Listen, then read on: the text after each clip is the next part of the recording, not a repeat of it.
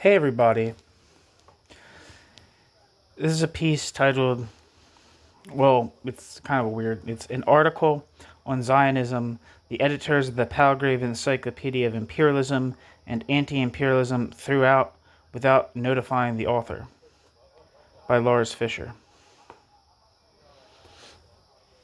On the 4th of February 2013, I received an email by Sayer Mati Ba,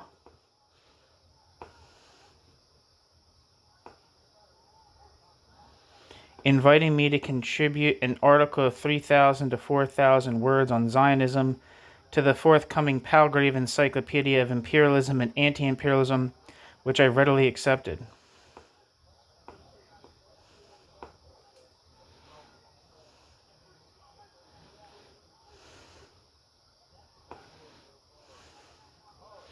I'm not really seeing too much for this person, but I want to look them up.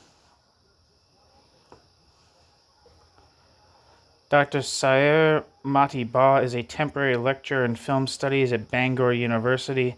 He is editor of the journal Media Practice / Special Issue, representing Diaspora in Cinema and New Digital Media. Ba is also associate editor of the Encyclopedia of Global Human Migration, an editorial member of the peer-reviewed academic journal Working USA, the Journal of Labor and Society.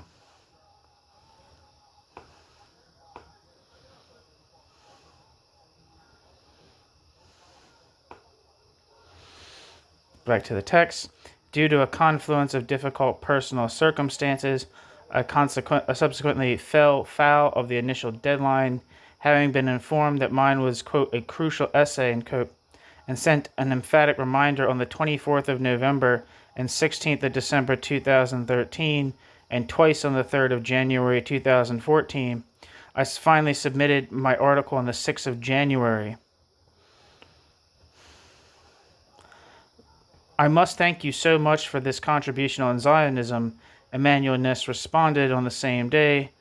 I just read it and consider it an excellent account. That was the last I heard from the editors.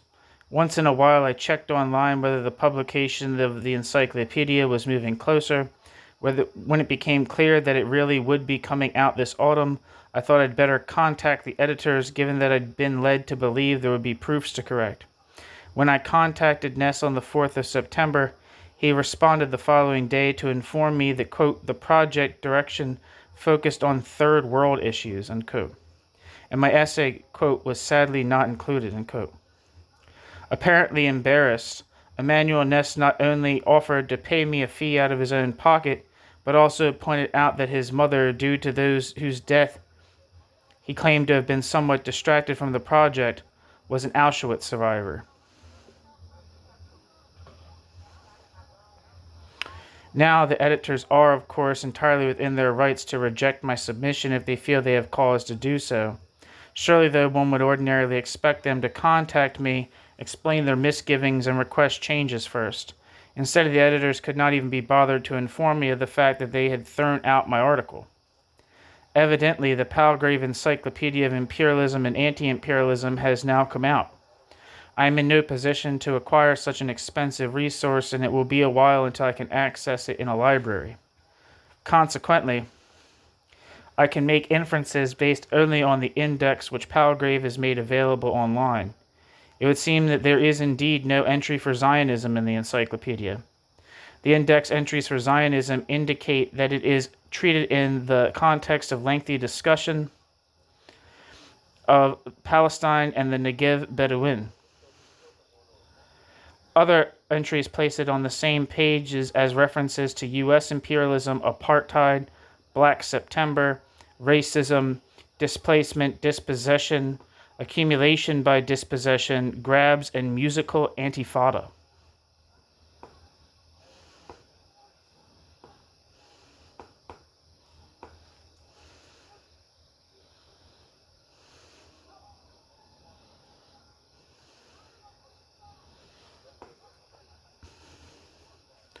I don't know what Black September is, so I'm going to look it up. Black September, also known as the Jordanian Civil War, was an armed conflict between Jordan, led by King Hussein, and the Palestine Liberation Organization, led by Chairman Yasser Arafat. The main phase of the fighting took place between the 16th and 27th of September 1970, though certain aspects of the conflict continued until the 17th of July 1971. After the 1967 Six-Day War, Palestinian Fedayeen guerrillas relocated to Jordan and stepped up their attacks against Israel and what had become the Israeli occupied. And what had become, I think it's supposed to be in what had become the Israeli occupied West Bank. They were headquartered at the Jordanian border town of Karameh, which Israel targeted during the Battle of Karameh in 1968, leading to a surge of Arab support for the Fedayeen. The PLO's strength grew, and by early 1970, leftist groups within the PLO began calling for the overthrow of Jordan's Hashemite monarchy, leading to violent clashes in June 1970. Hussein hesitated to oust them from the country, but continued PLO activities in Jordan culminated in the Dawson's field hijackings of the 6th of September 1970.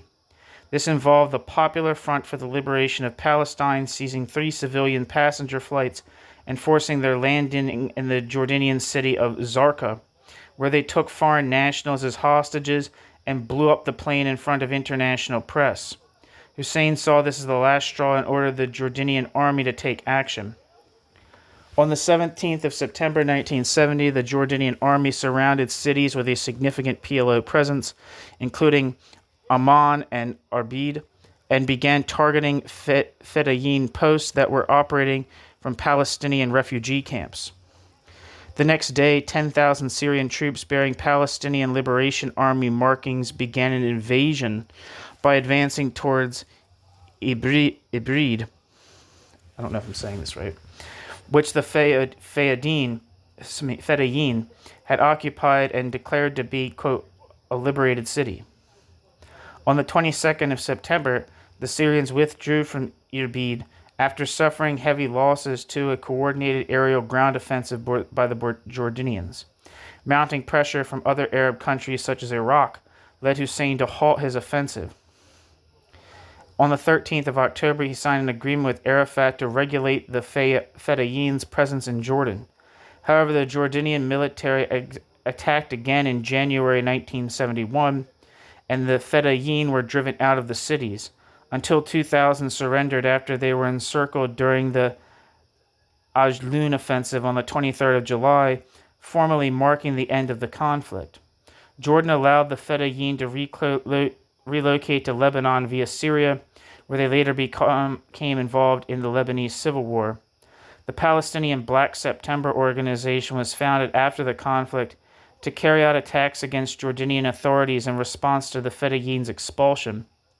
Their most notable attack was the assassination of the Jordanian Prime Minister Wasfi Tal in 1971, as he had commanded parts of the military operations against the Fedayeen. The following year, the organization shifted its focus to attacking Israeli targets and carried out the Munich massacre against Israeli athletes.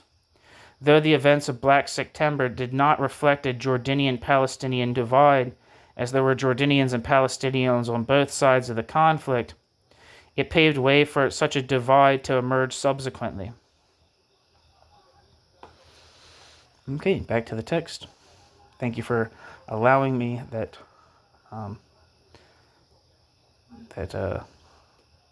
detour. These, to be sure, were not core concerns I discussed in my article. This does not explain, though, why the concerns I raised should not also be discussed in this encyclopedia, let alone why the editors chose simply to throw out my contribution without any further discussion, indeed without even informing me of the fact that they had done so. One can only hope that this is not characteristic of the editor's respect for academic integrity more generally. So here's the actual article that was submitted. Zionism. Zionism was one of the forms of Jewish nationalism that emerged in Europe alongside its various non-Jewish counterparts in the latter part of the 19th century. How best to assess its meaning and significance after the establishment of the State of Israel in 1948 is a moot point. On the one hand, the World Zionist Organization, originally established at its Congress in 1897 in Basel, with Theodor Herzl at its helm, continues to exist. According to its website, it remains, quote, committed to promoting the Zionist idea and the Zionist enterprise as vital and positive elements of contemporary Jewish life, end quote. And it collaborates closely with the Israeli government, especially in matters of immigration, Aliyah, which translates to go up.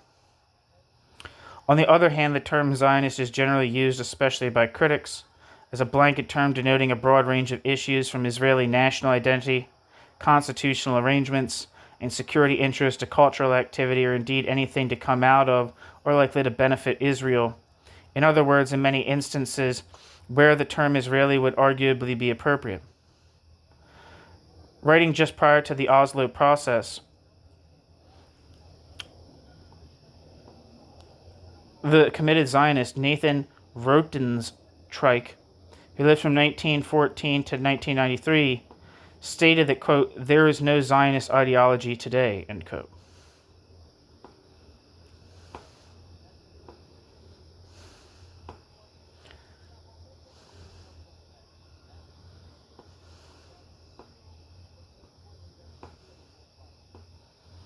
A second. I want to look this person up. Wikipedia says Nathan Rothenstreich was born in 1914 and died in 1993 and was an Israeli professor of philosophy. Back to the text. Rothenstreich suggested that, quote, the existence of the State of Israel can explain the disappearance of the Zionist ideology, insofar as any realization of a broad social political goal may make the guiding ideology obsolete, end quote. Rothenstreich's contention drew on the assumption that the function of Zionism was ultimately to establish, quote, a common Jewish reality, end quote, between Jews in Israel and the diaspora. Zionism was not so much about the state of Israel itself, but primarily about the relationship between Israeli and diaspora Jews. Quote, independence, Rothenstreich wrote, quote, becomes coterminous with the Jewish common reality, end quote. Rothenstreich. The establishment of the State of Israel would create a, quote, Jewish collective existence in the public realm, end quote. Rothenstreich. Yet the same obviously did not hold true of Jews in the diaspora. It remained the task of Zionism to create a, quote, plausible continuity between the life of individuals and the life of the collectivity, end quote. Rothenstreich. Under these new circumstances. Yet Zionism, quote, did not address itself to this issue, end quote, after 1948, Rothenstreich criticized. Instead, its, quote, ideological approach founded in self-examination, end quote, had been, quote, replaced by a continuous attempt to safeguard support for the State of Israel, end quote, Rothenstreich, i.e. identification with Israel, quote, as exemplifying the unity of the Jewish people and making it symbolically manifest, end quote, Rothenstreich, had displaced the quest for an actual common reality. It is not without irony, though hardly surprising, that more than a century ago, Zionism's harshest critics initially came from within the Jewish community itself, not least because it took some time before non-Jews became aware of Zionism as an issue worthy of serious consideration. To more traditional and more acculturated Jews alike, Zionism seemed a perverse proposition. The return to Palestine had traditionally been expected as part of the Messianic age, and was thus considered a matter of divine providence. To bring about this return by human initiative was a blatant violation of tradition, and some fundamentalist Jews consequently denounced the existence of the State of Israel to this day, sometimes in the company of very strange bedfellows, such as the Iranian regime. Many more acculturated Jews, on the other hand, had begun to consider their increasing integration into society as an indication of progress in general that signified the coming of the Messianic age, albeit in a metaphorical rather than literal sense, and thus abandoned the idea of a return to Palestine, which in any case had the potential to nurture non-Jewish concerns about split Jewish loyalties.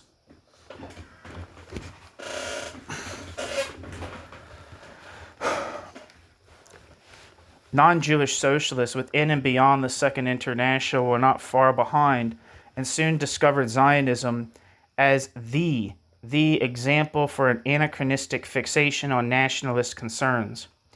In so doing, they almost inevitably took issue with the mote in the Zionist eyes while showing precious little concern for the beam in their own compatriots' eyes. A century on, anti-Zionism has become a rallying cry with the rare ability to unite anti-imperialists of various stripes across the political spectrum in the West, and effectively a state doctrine in much of the Arab world that cuts across various other stark and often violently antagonistic differences. This article focuses on the ideological diversity of Zionism as a historical phenomenon and the question of how Zionism can best be understood in relation to colonialism and imperialism. In an era in which national belonging and the authenticity of national identity were widely prized as arguably the foremost features constituting individuals' identities, Jewish nationalism was predicated on the notion that Jews would become like all other groups, not by submerging into the nationalities among whom they lived, but by constituting themselves as a distinct nationality on an equal footing with these other nationalities. In the late 19th and early 20th centuries, the dominant form of Jewish nationalism was that of autonomism, also referred to as diaspora nationalism, inspired not least by concepts developed by Austro-Marxists in grappling with nationality issues within the Austro-Hungarian Empire. The classic formulation of this program is generally associated with the Russian Jewish historian Simon Dubnov, who lived from 1860 to 1941. Let's look up Simon Dubnov.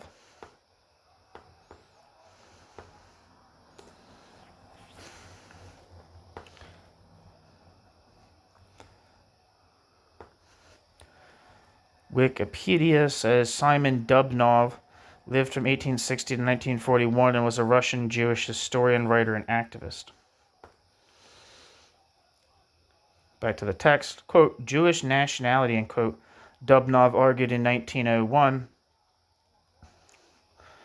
quote, cannot strive for territorial or political isolation, but only for social and cultural autonomy, ...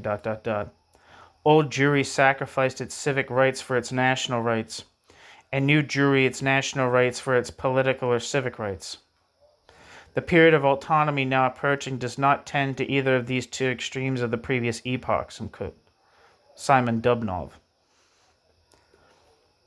The Bund, the Allgemeiner Jiddischer Arbeiterbund in Polen und Russland, the General Union of Jewish Workers in Lithuania, Poland, and Russia, established in 1897 and for at least a decade by far and away the largest Jewish political movement in Eastern Europe, and indeed the largest socialist party in the Russian Empire, officially enshrined autonomism in its program in 1905, and diaspora nationalism remained influential until the destruction of East European Jewry during the Shoah.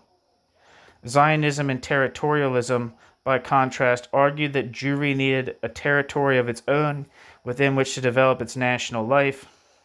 The territorialists who seceded from the Zionist movement and were organized after 1905 by Israel Zangwill, who lived from 1864 to 1926.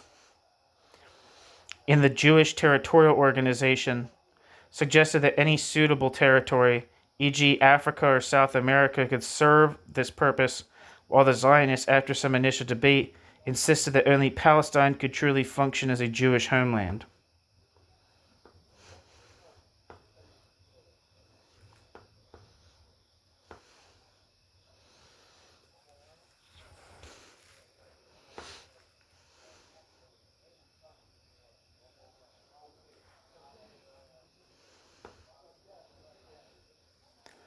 Wikipedia says Israel Zangwill was a British author at the forefront of Zionism during the 19th century and was a close associate of Theodor Herzl. Israel Zangwill later rejected the search for a Jewish homeland in Palestine and became the prime thinker behind the territorial movement. And Wikipedia says, the Jewish Territorial Organization, known as the ITO, was a Jewish political movement which first arose in 1903 in response to the British Uganda scheme, but only institutionalized in 1905. Its main goal was to find an alternative territory to that of Palestine, which was preferred by the Zionist movement, for the creation of a Jewish homeland. The organization embraced what became known as Jewish territorialism, also known as Jewish statism, not to be confused with the political philosophy of the same name. The ITO, the Jewish Territorial Organization, was dissolved in 1925.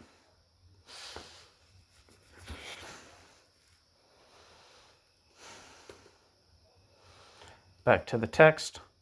As is the case with most ideology/ideologically motivated movements, Zionism's precise meaning and purpose, and the means best suited to its implementation, were interpreted in diverse ways by and often contested among its proponents. To be sure, all Zionists subscribe to the general goal of achieving a regeneration of the Jewish people as a nation centered on some form of concentrated Jewish settlement in Palestine.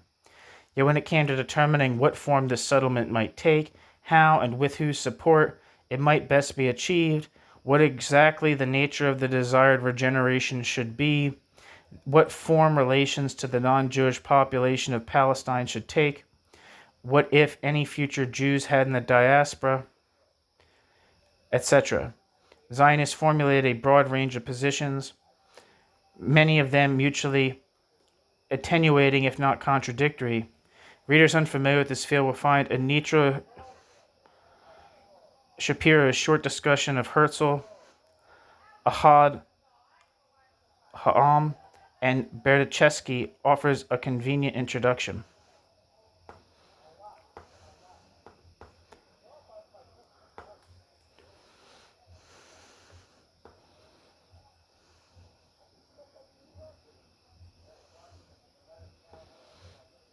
Wikipedia says, Anitra Shapiro is an Israeli historian. She's the founder of the Yitzhak Rabin Center, professor emerita of Jewish history at Tel Aviv University, and former head of the Weizmann Institute for the Study of Zionism at Tel Aviv University.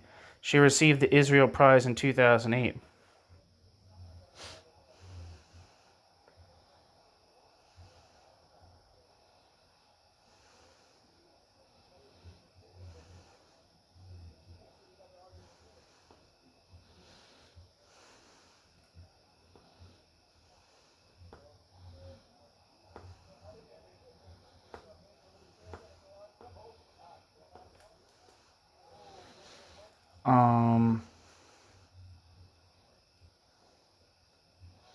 Wikipedia says Ahad Ha'am lived from 1956 to 1927 and is primarily known by his Hebrew name and pen name, Ahad Ha'am, literally one of the people.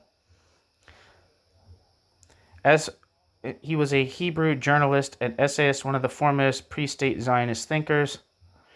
Ahad Ha'am is known as the founder of cultural Zionism, with his vision of a Jewish, quote, spiritual center, and, quote, in Eretz Israel. Ahad Ha'am's views regarding the purpose of a Jewish state contrasted with those of prominent figures within the Zionist movement, such as Theodor Herzl, the founder of political Zionism. Unlike Herzl, Ahad Ha'am strived for a, quote, Jewish state and not merely a state of Jews, end quote.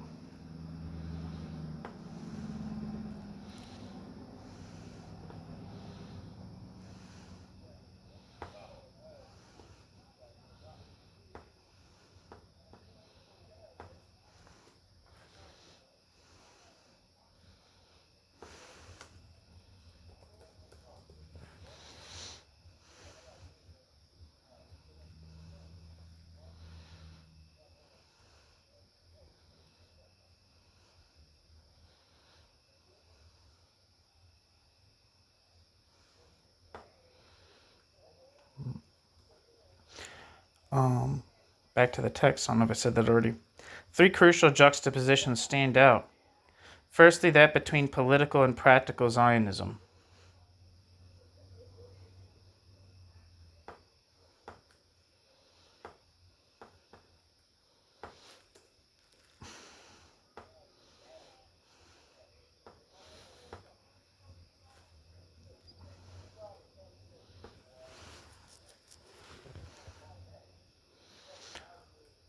Wikipedia says practical Zionism, known in Hebrew as Sionut Ma'asit.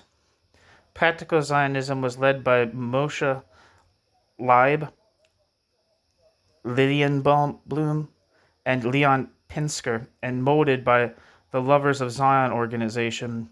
This approach believed that, firstly, there was a need in practical terms to implement Aliyah, Jewish immigration to Palestine as the Holy Land, and settlement of the land as soon as possible, even if a charter was not obtained. It became dominant after Herzl's death and differed from political Zionism in not seeing Zionism as justified primarily by the Jewish question, but rather as an end in itself. It, quote, aspired to the establishment of an elite utopian community in Palestine, end quote. It also differed from political Zionism in, quote, distrusting grand political actions, end quote, and preferring, quote, an evolutionary incremental process toward the establishment of the national home, end quote.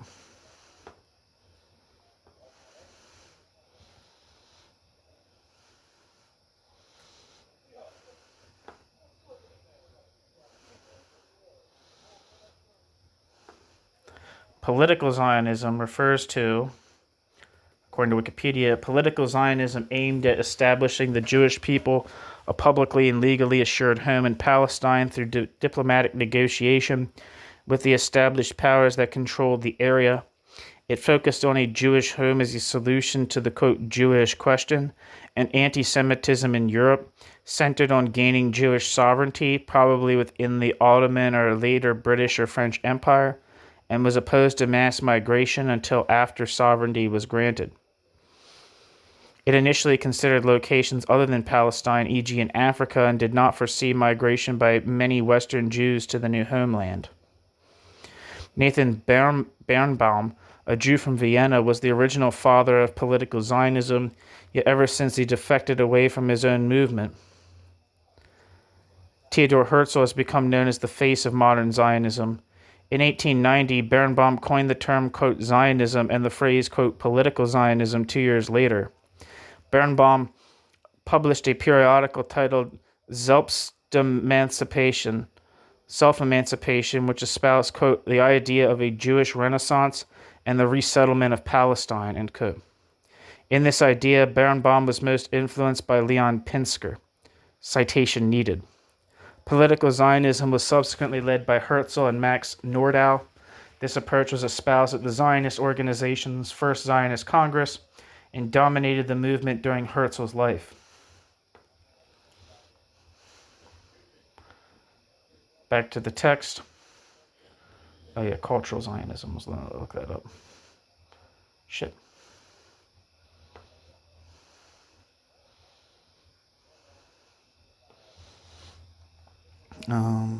Cultural Zionism.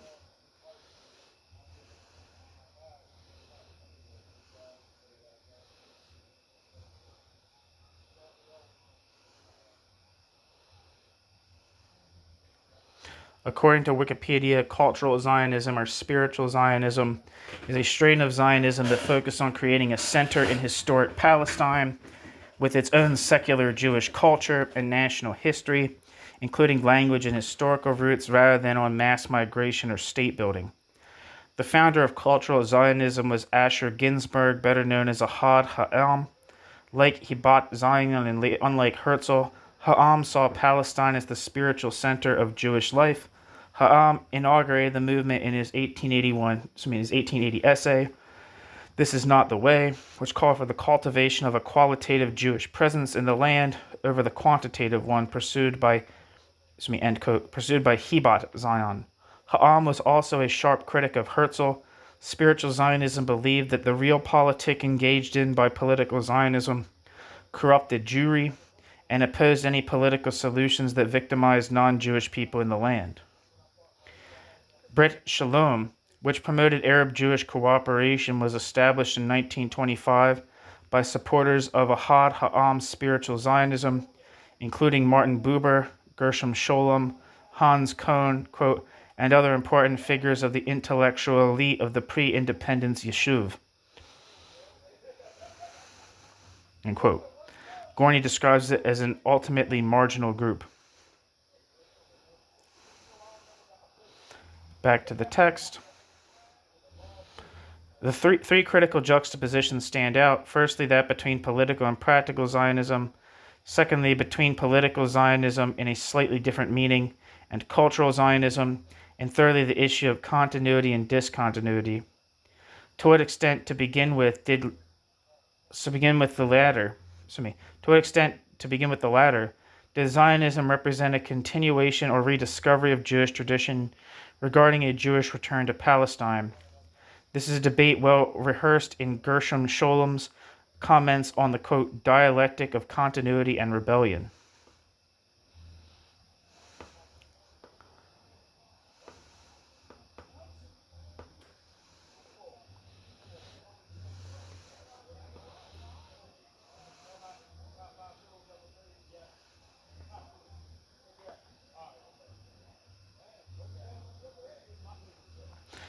Wikipedia said Gershom Scholem, I know because he's had like a relationship with like people from the Frankfurt School. I just wanted to re-look him up. Lived from 1897 to 1982 and was a German philosopher and historian. Widely regarded as the founder of modern academic study of the Kabbalah, Scholem was appointed the first professor of Jewish mysticism at Hebrew University of Jerusalem.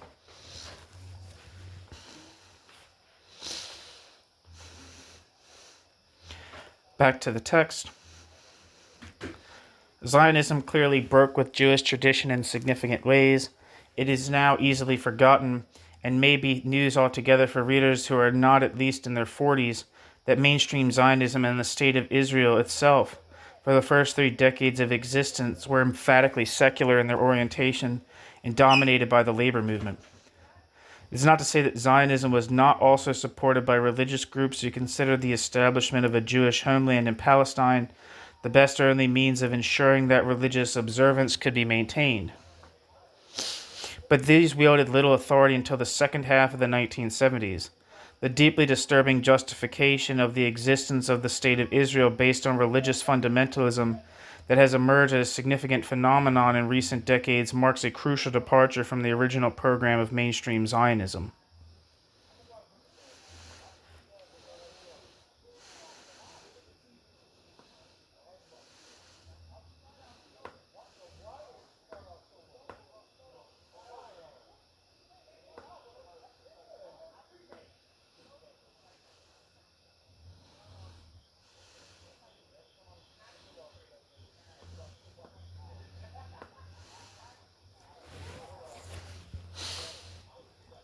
Sorry, I wanted to copy that down. The distinction between political and practical Zionism concerned the question of how Zionism was most likely to achieve its goal.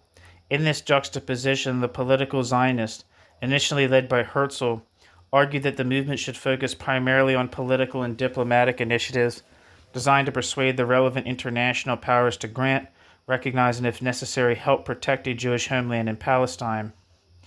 In his programmatic, The Jewish State, published in Vienna and Leipzig in 1896, Herzl presented his case, drawing on an eclectic collection of both traditional and original arguments with boisterous optimism and what was presumably a considerable measure of hyperbole. Herzl, as Funkenstein has suggested, was maneuvering, quote, at a time when theatrics was just as important as actual power, end quote, and when acting, quote, as if, end quote, could have considerable impact.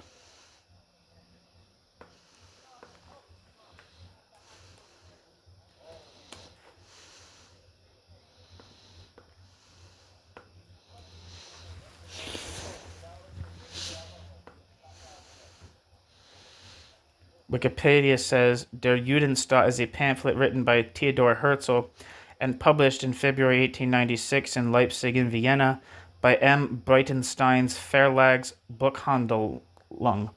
It is subtitled with Proposal of a Modern Solution for the Jewish Question, and was originally called Address to the Rothschilds, referring to the Rothschild family banking dynasty,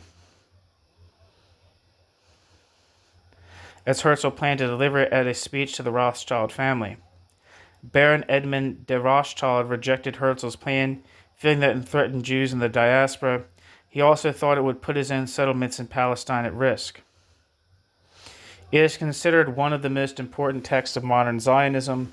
As expressed in this book, Herzl envisioned the founding of a future independent Jewish state during the 20th century.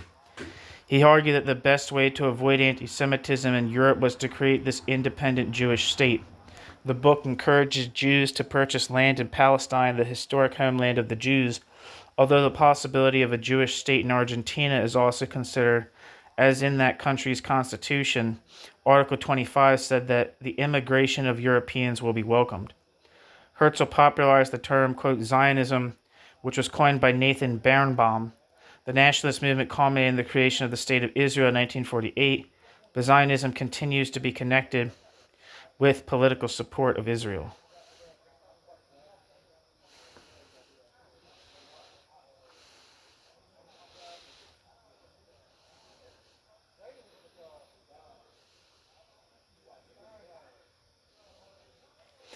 Back to the text.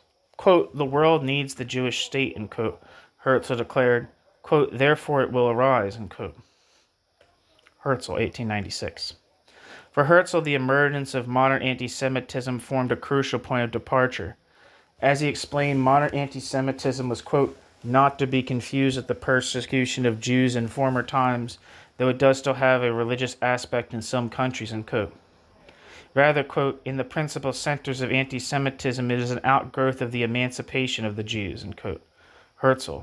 As Herzl saw it, quote, the equal right of Jews before the law cannot be rescinded where they have once been granted, not only because their rescission would be contrary to the spirit of our age, but also because it would immediately drive all Jews, rich and poor alike, into the ranks of the revolutionary parties, end quote.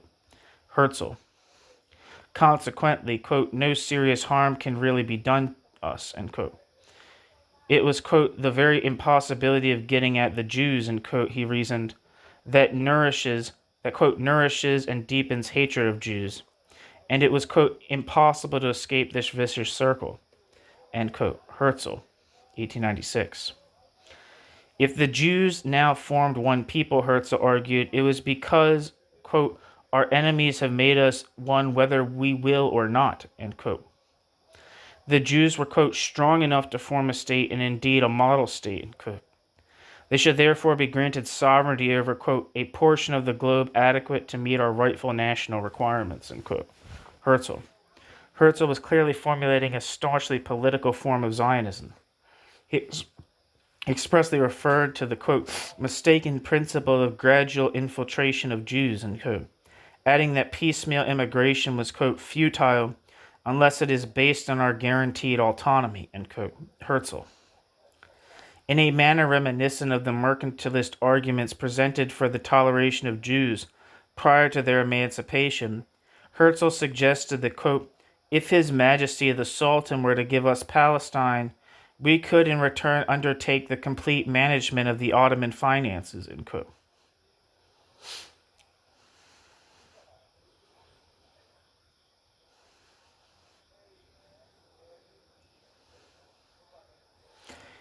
Herzl also introduced the idea that a Jewish homeland in Palestine might, quote, form a part of a wall of defense for Europe and Asia, an outpost of civilization against barbarism, end quote. Herzl. Herzl's Zionism was just as distinctly a post-Enlightenment project as modern anti-Semitism was a distinct post-emancipation phenomenon. Even though Herzl was hardly consumed by nationalist romanticism or mysticism, and his approach was predominantly pragmatic in nature. He stated in no uncertain terms that, quote, universal brotherhood is not even a beautiful dream. Conflict is essential to man's highest efforts, end quote.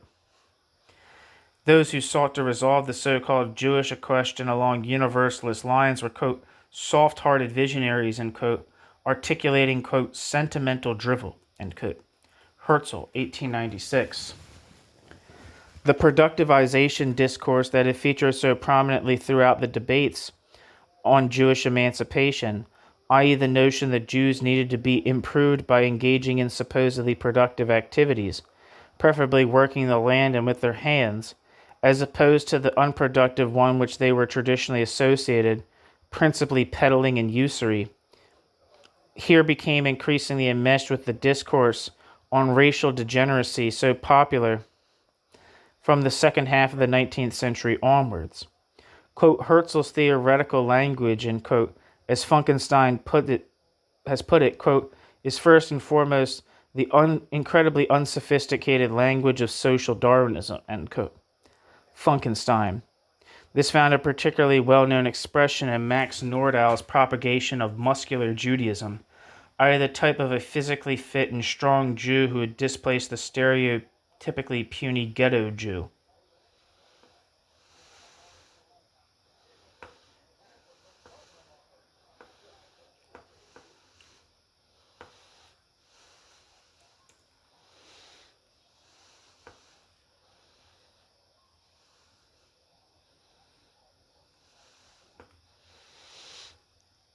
Wikipedia says Max Simon Nordau lived from 1849 to 1923 and was a Hungarian Zionist leader, physician, and social critic. He was a co-founder of the Zionist organization together with Theodor Herzl and president or vice president of several Zionist congresses. In his younger years, he was known as a social critic, writing the books The Conventional Lies of Our Civilization in 1883, Degeneration in 1892, and Paradoxes in 1896. By 1913, Nordau was established as the earliest major critic of modernism. Although not his most popular successful work alive, Degeneration is the book most often remembered and cited today.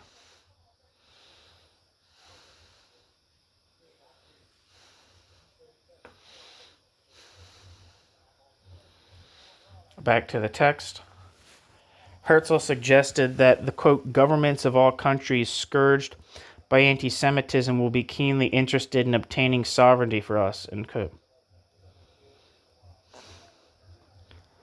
Herzl. So much so that, quote, once we begin to execute the plan, anti-Semitism will cease at once and everywhere, for it is the conclusion of peace, end quote. Indeed, quote, immediate relief will ensue, end quote. Herzl. The practical Zionists, stronger in Eastern Europe, where proto-Zionist initiatives had propagated and organized Jewish emigration to Palestine since 1882, by contrast, argued that the movement's goal was best served by creating practical facts on the ground, where through sustained Jewish immigration to Palestine and the creation of a suitable infrastructure there. It was this distinction that the concept of Gegenwartsarbeit, work in the present, was designed to overcome, creating what is generally referred to as synthetic Zionism, a combination of political and practical Zionism, associated with the rise of Chaim Weizmann, who lived from 1874 to 1952 in the leadership of the movement.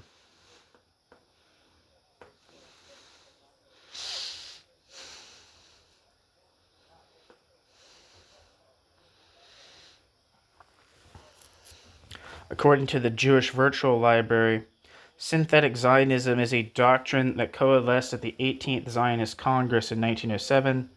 Chaim Weizmann, who later became the first president of Israel, was its principal champion, a merger of political and practical Zionism. Synthetic Zionism advocated concurrent action on both tracks, political activity coupled with practical endeavor in Palestine. It also stressed Zionist activity in the diaspora, such as modernized education, collecting money for the Jewish National Fund, and active participation on separate Jewish tickets in national and local elections. Synthetic Zionism, with its guidelines, political realism, flexibility and quest for a common denominator among the partners in the Zionist idea dominated the Zionist movement from the 10th Congress 1911 onwards.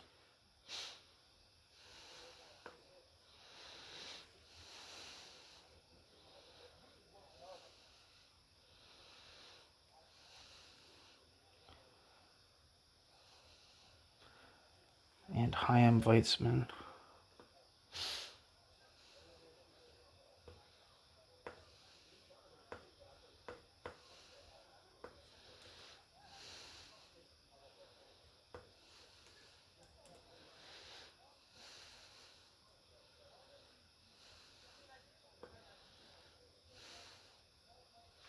Chaim Ariel Weizmann lived from 1874 to 1952 and was a Russian-born Israeli statesman, biochemist, and Zionist leader who served as president of the Zionist organization as later as the first president of Israel.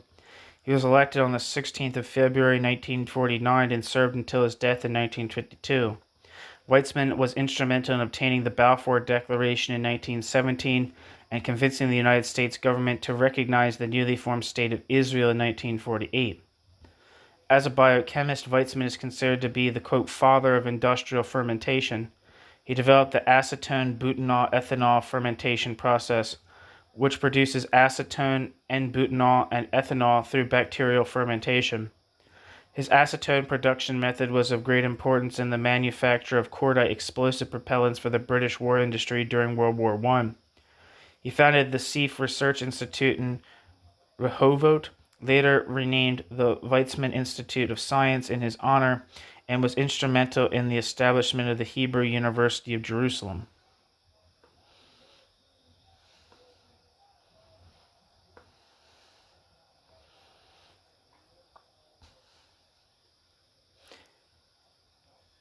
Back to the text.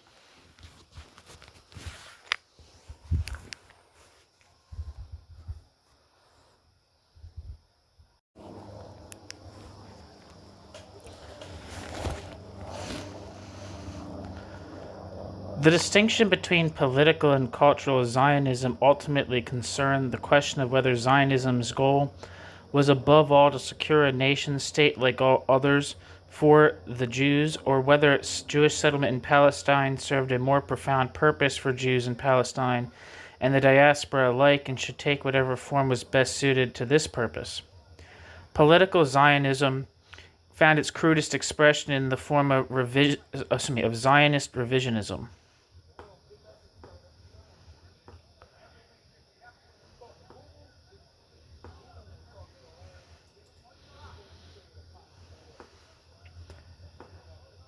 A strand within the movement under the leadership of Vladimir Zeev Jabotinsky, who lived from 1880 to 1960. Damn, I did not know he lived that long. And finally seceded from it entirely in 1935.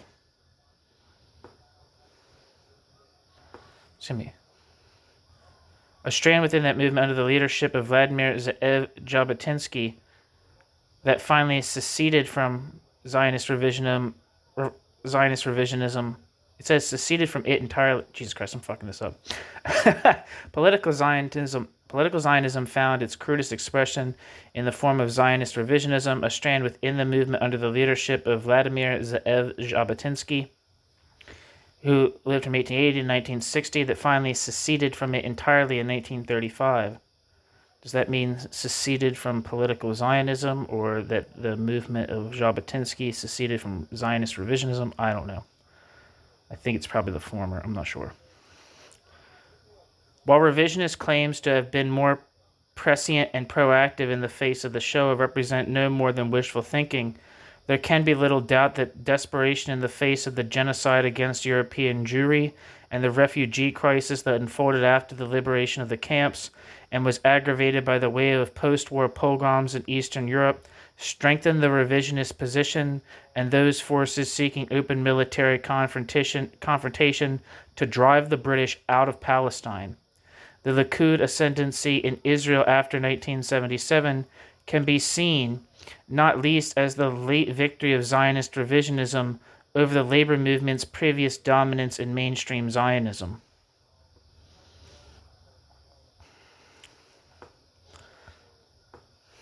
So, Wikipedia says revisionist Zionism is a form of Zionism characterized by territorial maximalism.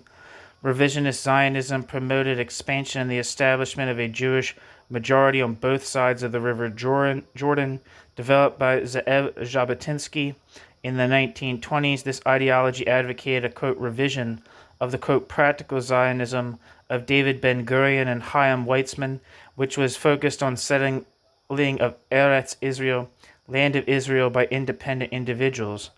Differing from other types of Zionism, revisionists insisted upon the Jewish right to sovereignty over the whole of Eretz Israel, including mandatory Palestine and Transjordan.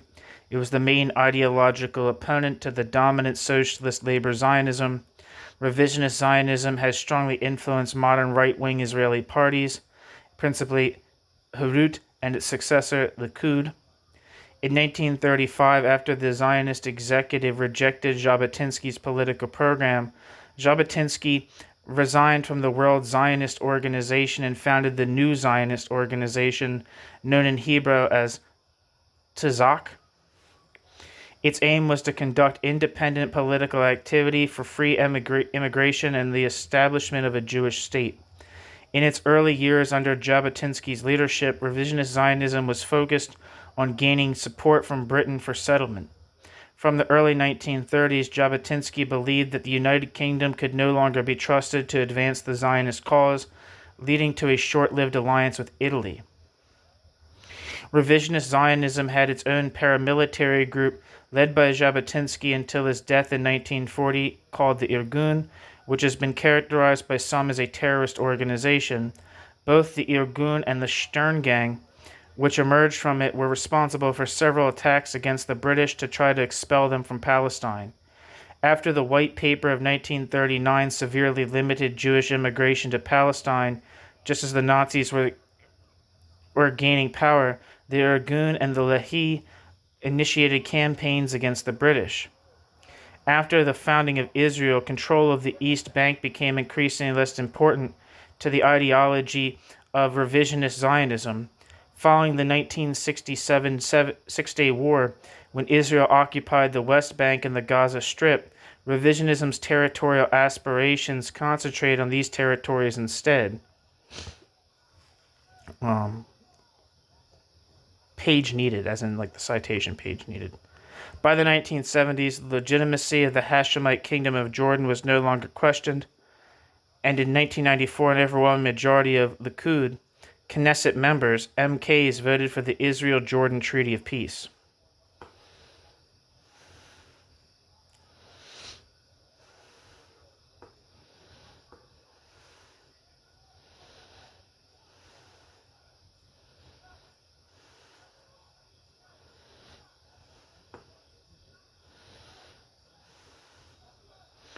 Wikipedia says Ze'ev Jabotinsky lived from 1880 to 1940. See, that sounds actually right. It's probably an error in the typo in the text. Ze'ev Jabotinsky, who lived from 1880 to 1940, was a Russian-born author, poet, orator, soldier, and founder of the revisionist Zionist movement and the Jewish self-defense organization in Odessa. With Yosef Trumpeldor, he co-founded the Jewish Legion of the British Army in World War I. Later, he established several Jewish organizations, including the paramilitary group Betar in Latvia, the youth movement in Hatzohar, and the militant organization Irgun in Mandatory Palestine.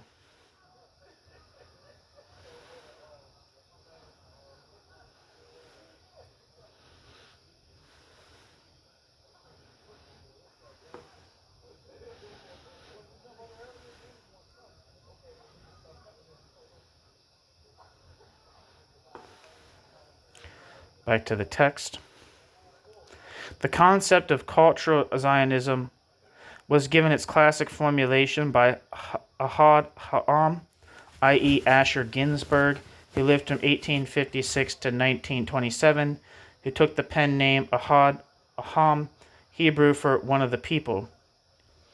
Ahad Ha'am insisted that even after the Zionist project's realization, quote, the greater part of our people remained scattered on foreign soils, end quote. In short, quote, the material problem will not be ended by the establishment of a Jewish state, and it is indeed beyond our power to solve it once and for all, end quote. Consequently, quote, the real and only basis of Zionism, end quote, had to lie somewhere else. For Ahad Ha'am, the crucial question was that of the continuity of Jewish culture. Given that, quote, in our time, culture expresses itself everywhere through the form of the national spirit, end quote, Jewish culture could no longer, quote, develop its individuality in its own way, end quote, in the diaspora. What was needed was by no means an independent Jewish state, quote, but only the creation in its native land of conditions favorable to its development, a good-sized settlement of Jews working without hindrance in every branch of civilization, from agriculture and handicrafts to science and literature, end quote. Ahad Ha'am reasoned that, quote, from this center the spirit of Judaism will radiate to the great circumference, to all the communities of the diaspora, to inspire them with new life and to preserve the overall unity of our people, end quote. Ahad Ha'am, quote, isolated groups of Jews wandering about the world here, there, and everywhere can be nothing more than a sort of formless raw material, end quote.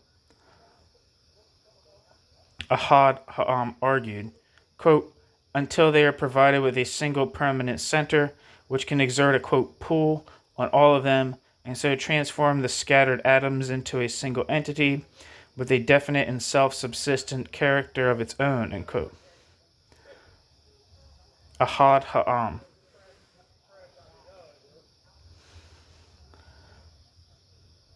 (1909).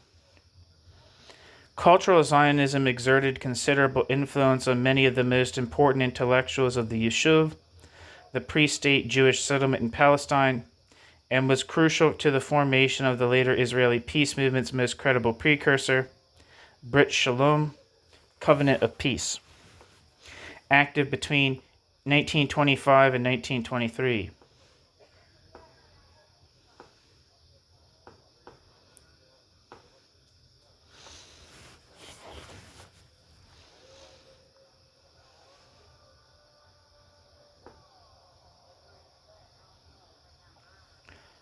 Wikipedia says, Brit Shalom was a group of Jewish Zionist intellectuals in Mandatory Palestine founded in 1925. Back to the text. Among them, its most prominent members were the historian of Jewish mysticism, Gershom Scholem, who lived from 1897 to 1982, the philosopher Shmuel Hugo Bergman, who lived from 1883 to 1975.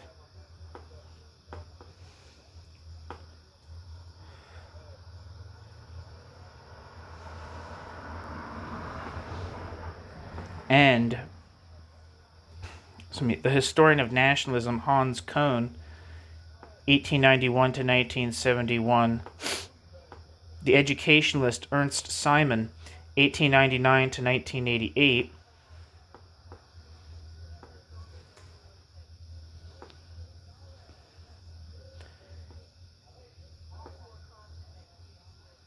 And the founder and leader of Hadassah, the Zionist women's organization, Henrietta Zold.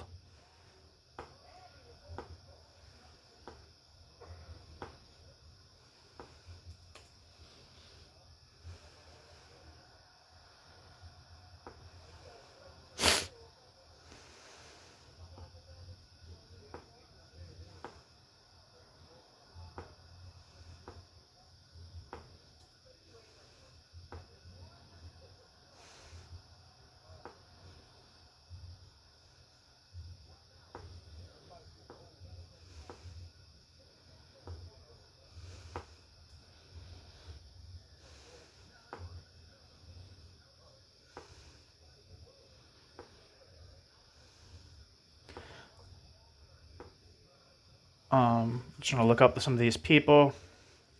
Hugo Bergman, lived from 1883 to 1975 and was an Israeli philosopher born in Prague.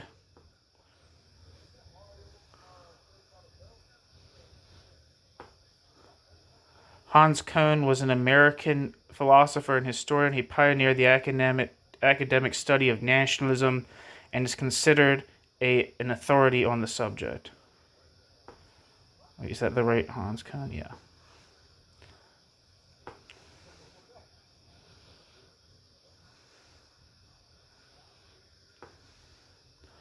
Ernst Akiva Simon lived from 1900 to 1988 and was a German Jewish educator and religious philosopher who was born in Berlin and died in Jerusalem.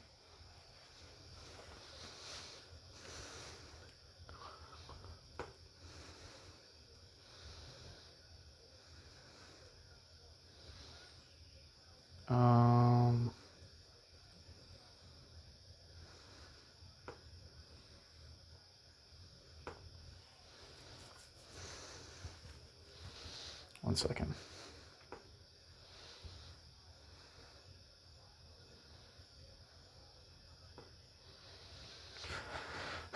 Wikipedia says Hadassah, the Women's Zionist Organization of America, is an American Jewish volunteer women's organization founded in 1912 by Henrietta Zold.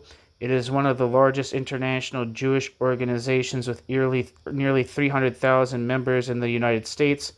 Hadassah fundraises for community programs and health initiatives in Israel, including the Hadassah Medical Organization, 2 leading research hospitals in Jerusalem. In the U.S., the organization advocates on behalf of women's rights, religious autonomy, and U.S.-Israel diplomacy. In Israel, Hadassah supports health education and research, women's initiatives, schools, and programs for underprivileged youth.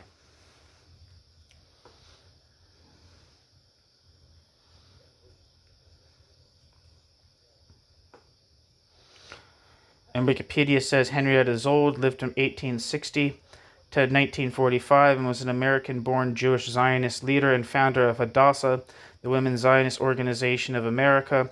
In 1942, she co-founded Ehud, a political party in Mandatory Palestine dedicated to a binational solution.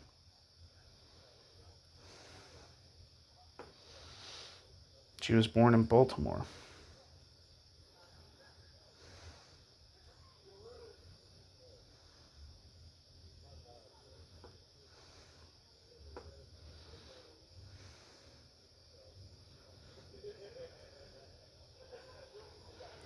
Back to the text. Brit Shalom propagated a peaceful rapprochement with indigenous Arab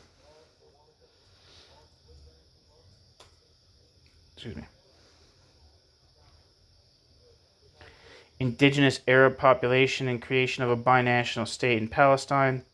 Themselves staunch Zionists and deeply committed to the establishment and consolidation of Jewish life in Palestine, theirs was a tale of aspiration, prescience, and deep disillusionment that resonates strongly to this day. Quote, Shmuel Hugo Bergman wrote in Brit Shalom's periodical, She Ifatenu, our aspirations at the end of 1929, quote, want Palestine to be our land in the sense that political and moral outlook of Judaism leave their imprint on the life in this country, end quote. Bergman. Yet, quote, our opponents have a different outlook altogether. When they talk about Palestine as our land, the term, quote, our land means ours and not theirs, end quote. Bergman. There were, quote, surely, few like us, the people of Brit Shalom, who are a minority within a minority in the Zionist movement, to understand the fate of a minority, end quote. It was imperative, quote, that here in Palestine such a regime be constructed which a priori shall take all national questions out of the sphere of majority versus minority decisions, end quote. Shmuel Hugo Bergman. In this respect, Palestine should, quote, be an example to all nations, because in that land we shall carry out such arrangements in the relations between the two peoples inhabiting it that will serve as a model, end quote. Bergman. If conversely, quote, we insist on being a majority as a condition of our political success and declare, that there can be no national home without a majority, then, we shall be able to attain the goal of our national home only through a victory over the Arabs and against their will. That means that we shall be erecting our national home as an enemy bastion against the East, in which we shall be living, end quote. Shmuel Hugo Bergman. To be sure, quote, the Arab people, and in particular the young generation which grew up after the war in an atmosphere of anti-Zionist propaganda, is pervaded with a spirit of chauvinism, end quote. Yet, quote, chauvinism has been making evil inroads in our camp just as in theirs, end quote. Quote, one cannot, end quote, Bergman concluded, quote, aspire to become a majority in order to abolish the morality of the majority. The means contradict the aim, and instead of achieving the aim, you'll subjugate yourself to the means, end quote. Bergman. New section, Zionism, Colonialism, Imperialism. How Zionism can best be understood, both historically and conceptually in relation to colonialism and imperialism, is a complex issue. Arguably, its most helpful discussion has been offered by Derek Penslar.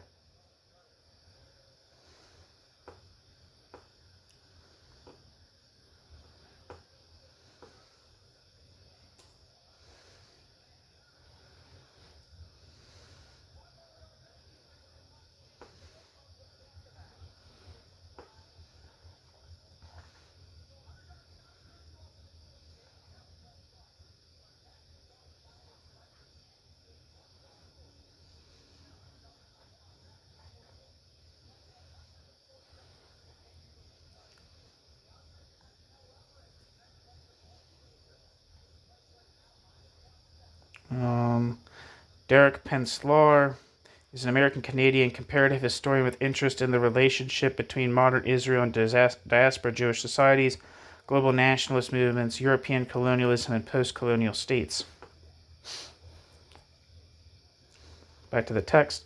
Zionism, Penslar clarifies, quote, was a product of the age of imperialism, yet the movement was not in and of itself a form of colonial practice, Zionism sought to realize itself in the Middle East, in an area chosen not for its strategic value, natural resources, or productive capabilities. Because Zionism's mission, Savalatrice, was directed almost entirely inward, Zionism lacked the evangelical qualities of European colonialism in North America, Asia, and Africa. End quote. Penslar. Derek Penslar identifies two common problems that tend to skew much discussion of this issue.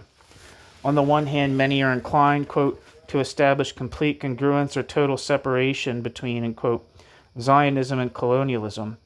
On the other hand, quote, additional categories of analysis such as anti-colonialism, and post-colonialism, end quote, are too rarely taken into consideration. On Penslar's reading, Zionism has been, quote, historically and conceptually situated between colonial, anti-colonial, and post-colonial discourse and practice, end quote. Derek Penslar.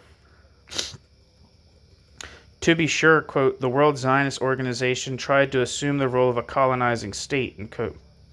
And, quote, the instrumental rationality, bureaucratic procedure, and expectation of sustained profit that characterize modern colonialism and distinguish it from mere conquest were all present in the early Zionist project, end quote. Yet, as Penslar emphasizes, these, quote, attempts to take on the mantle of the colonizing state failed, primarily due to lack of means, end quote. Derek Penslar. On the other hand, drawing on the notion of European Jewry as an internal colony, a perspective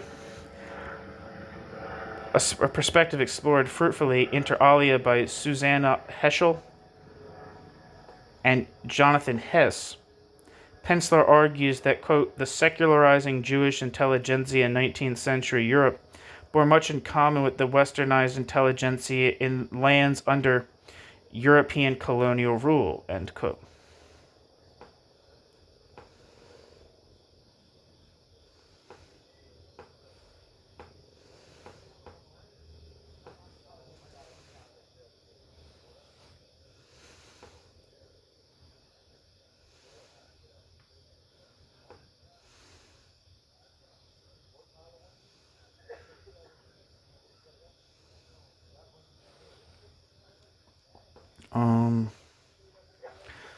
Susanna Heschel is an American scholar and professor of Jewish studies at Dartmouth College. She's the author and editor of numerous books and articles, and she is a Guggenheim Fellow. Hirsch's scholarship focuses on Jewish and Christian interaction in Germany during the 19th and 20th centuries.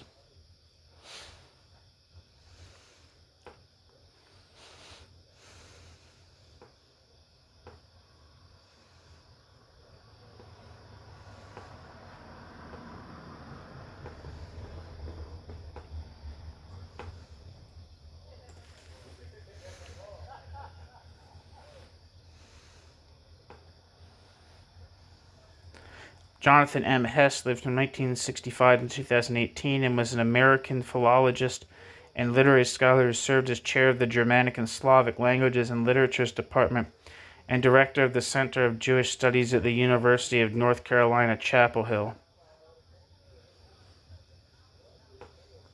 Back to the text. It was therefore, quote, no surprise, that Zionist ideology bore many similarities to that of anti-colonial national movements, end quote. Yet there were, quote, spectacular differences as well, end quote, Penslar. Not least the Zionist focus on agriculture rather than industry stood out as, quote, eccentric, end quote, and was at odds with the usual, quote, developmental worldview of post-colonial state building, end quote. Penslar. Penslar concludes his discussion with the perhaps more controversial contention that, quote, Israel's relationship with the Arab minority, end quote, did eventually, quote, change into a genuine form of colonialism, end quote, after 1967. Even if one follows this line of argument, however, it takes away from the, quote, importance of the ruptures as well as continuities within the fabric of Israeli history when evaluating the relationship between Zionism and colonialism, end quote. Derek Penslar. Both conceptually and historically, then, Zionism emerges as a hybrid whose nexus to colonialism and imperialism is deeply ambivalent. It is hardly surprising that this makes Zionism a highly emotive and unusually irksome phenomenon for all those who, across the political spectrum from the extreme right to the far left, inhabit the world supposedly free of such ambiguities in which everyone can be neatly identified as either a proponent and/or agent of imperialism or as its victim and/or opponent.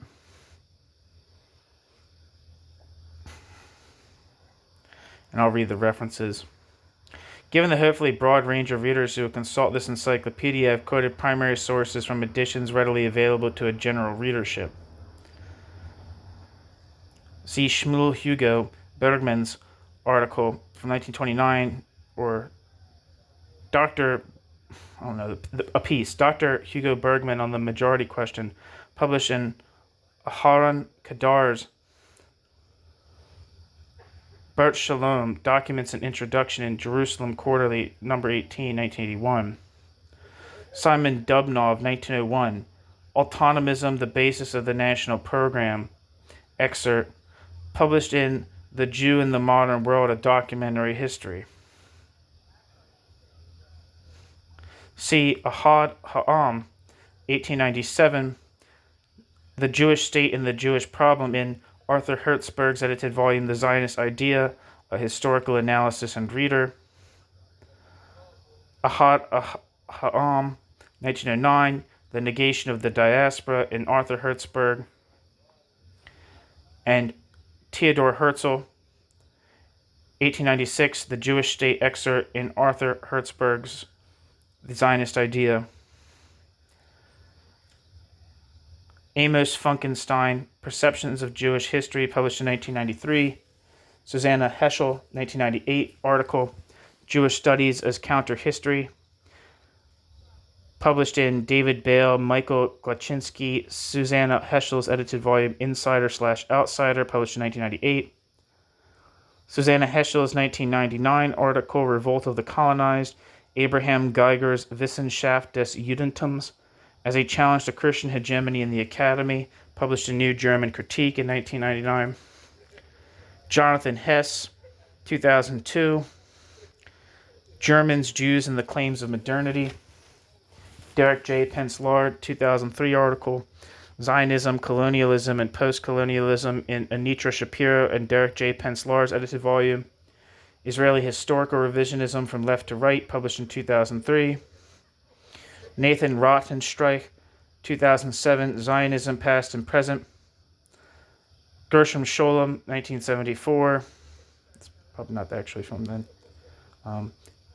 The article Zionism, Dialectic of Continuity and Rebellion, published in Ehud Ben Ezer's edited volume Unease in Zion. And Anitra Shapiro's 1990 article Herzl, Ahad Ha'am, and Berdichevsky, Comments on Their Nationalist Concepts, published in Jewish History.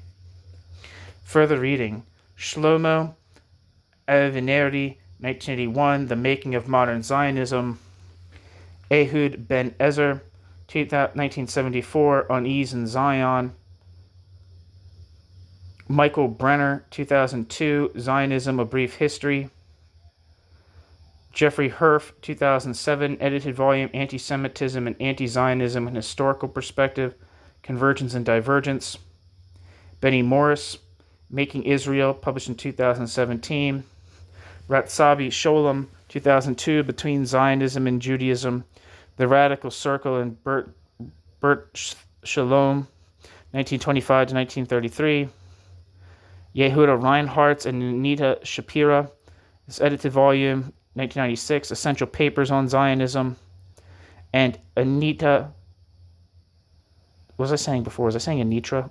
Sorry, Anita Shapira, 1992, Land and Power, The Zionist Resort to Force, 1881 to 1948. And that's the end of the piece. Thank you so much for listening.